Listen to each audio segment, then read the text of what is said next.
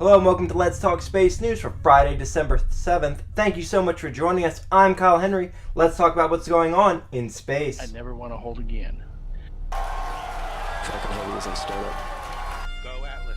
Go Centaur. Status check. Go Delta. 5, 4, 3. Ignition.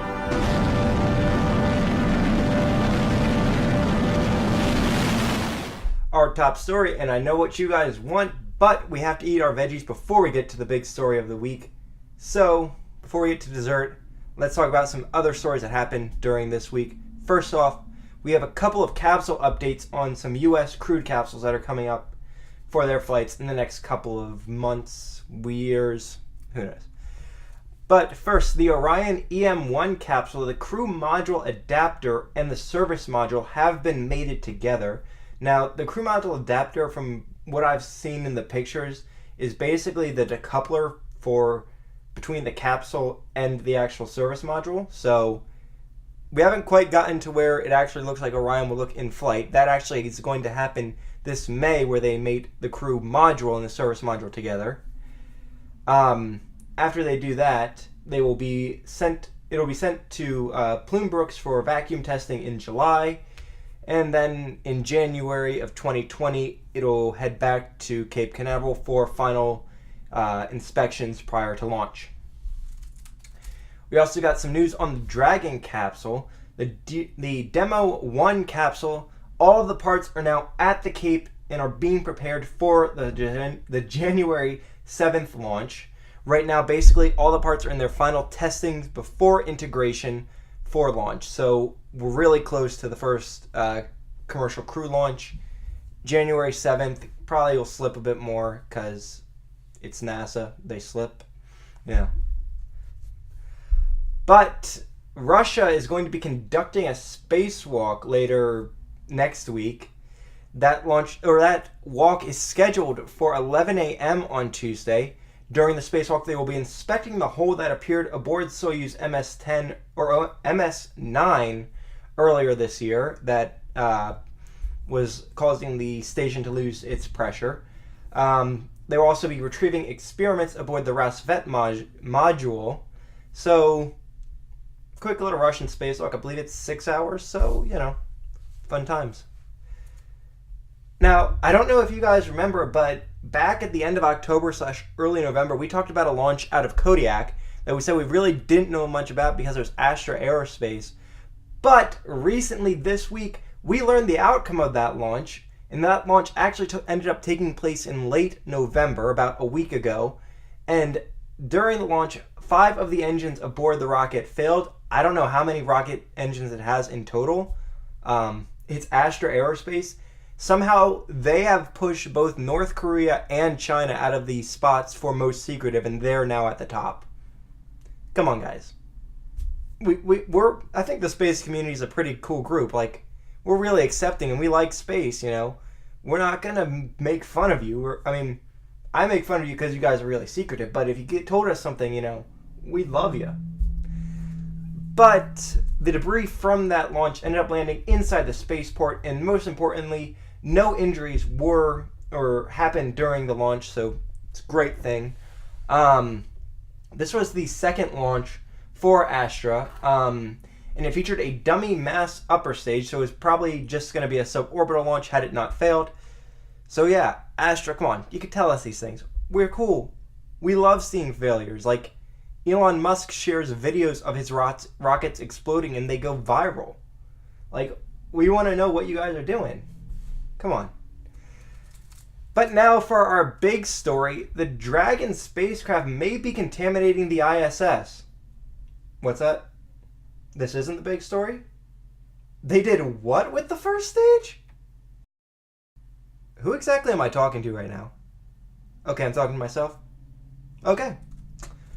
So apparently this isn't the big story, but it is still a really big story to talk about. So this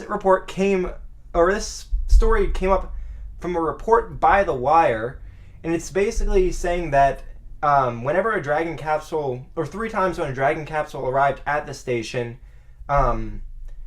the Sage 3 experiment aboard the station experienced higher levels of outgassing than what was expected. And this can lead to a lot of problems. Outgassing isn't great. They described it in the article as sort of that new car smell that a new car will have. So it's basically the capsule sending out different things that can sort of coat the ISS's equipment and can lead to a lot of issues. So this is a really big story that I think needs to be covered more. And the problem is, when NASA was asked about a document that they had on their website, the Wired people asked for an interview with NASA about it. NASA didn't respond and then deleted the document from their website, saying that it was still under review. Now look, I'm one to say, like, you know, it's probably not as bad as it seems, but when NASA goes and deletes a document when a reporter is asking for it, that looks shady as can be, NASA. Like, come on, and this problem isn't going to go away either. Like, if it's just the SpaceX capsules, we now have commercial crew capsules and the cargo capsules launching in the next couple of years to go to the station. So, you know, this isn't something that can just be swept under the rug. And what if the same happens with the Boeing capsules, or they change something on Cygnus and then it happens with that? Like, this is something that needs to be addressed. And I don't really have the answers for it because I'm not an aerospace engineer. I studied to be one for about a year and a half, but then calculus basically killed me. So, but yeah, this is a really big problem that needs to be addressed. If it's not as big as they're making it seem, then NASA needs to say that. If it is as big as they're making it seem, then NASA needs to find a issue or find a solution. So yeah.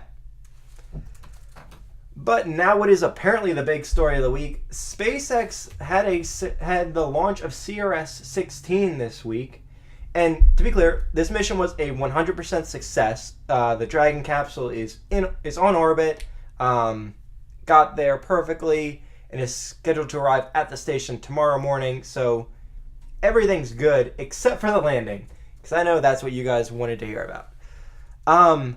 But during the landing attempt, one of the grid fins, basically their hydraulic pump stalled out, and they basically stayed in a position that caused the vehicle to start rolling.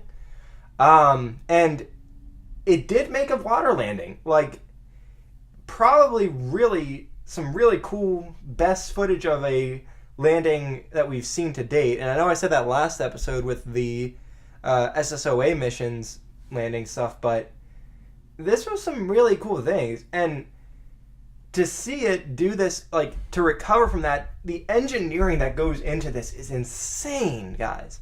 Like, honestly, it is. But I don't think this booster will fly again, personally. When it got back into port, the engines seemed to have a lot of corrosion on them from being in the salt water, and the interstage literally had like a chunk missing out of it, so I don't think that it will fly again. Parts of it might, but I think this booster is kind of toast. But it'll be interesting to see what they can learn from it and what changes they make to it. So yeah, big story. I'll be honest, I picked the worst time to go back and see the ice that was falling off the stage before the boost back burn. Like, after the boost back burn ended, I decided to go and watch the ice fall off, because I wasn't really paying attention prior to boost back burn. And yeah, I came back and all of a sudden the stage is spinning out of control and they cut away from. I'm like, oh, that's not good. Yeah, but honestly, all the pictures that I've seen, there's part of me that just laughs at it, because it's really funny to see the first stage just sort of hanging in the water. Like, the fact, and it wouldn't be funny unless the mission was a 100% success, but it is really funny to see it, knowing that everything turned out great. Alright, so next, the first launch that happened this week, besides CRS16, that happened 2 days ago now, I think. But the first launch that happened between this episode and last was the GSET 11 and the GeoCompSat 2A. That launched aboard an Ariane 5 and successfully placed the satellites into a geostationary transfer orbit. And that launch was successful. It technically happened after we posted the last episode, but because it takes a while for us to from filming it to actually getting it uploaded, it takes a while between those. So we basically, in the time where we were from filming to uploading, the launch happened, and I kind of said that in the launch that I figured that would happen. So yeah. So congrats to Orion Space on a good launch, and congrats to SpaceX on their good launch as well. Didn't mention that because we were talking about the booster issue. But there were 2 Chinese launches in the last couple of days. First up, the Saudi Sat 5A and 5B launch occurred. These are 2 Earth observation satellites, and this launch occurred aboard a Long March 2D on December 7th from Jiuquan Space Center in China. And next, the Chang 4 launch occurred aboard a Long March 3B from Xi'an. This is, of course, the first attempt to land on the far side of the moon by any country ever. And during this mission, there will be a 27, or now it's still in orbit right now. It literally happened like a couple of hours ago now. And it now has a 27-day cruise before its landing attempt. So good luck to China. You guys, I know you guys have done this before. You've landed a rover on the moon, so this shouldn't be any problems. You've got the relay up there. China, you guys are doing great things with the moon. Good luck. And finally, we have 1 launch upcoming between now and Tuesday's episode, and that is happening tonight at 11:19 p.m. Eastern Time, and that is a Delta IV Heavy carrying the NRO-L71 satellite to orbit from Vandenberg. But I'm Kyle Henry. Thank you so much for joining us. We post newscasts like this every Tuesday and Friday. So if you enjoyed, hit the like and subscribe button and ring the notification bell so you can stay up to date on what's going on in space. We also post the sources for today's stories in the description down below so you can check our facts. And if something doesn't seem right, let us know. We strive for 100% accuracy in our coverage. Thank you so much for joining us. Goodbye.